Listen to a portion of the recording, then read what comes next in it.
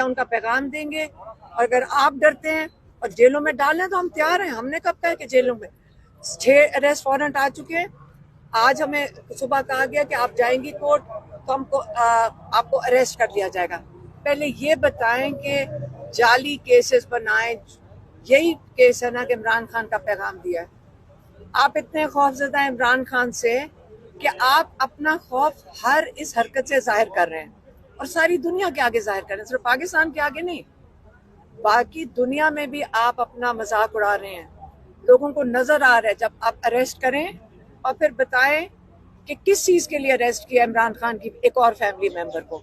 तो इसलिए ये खुद फंसे हुए हैं, हमें जेल में डालें। मेरी बहनें तैयार हैं, वो पैगाम आपको दे देंगी।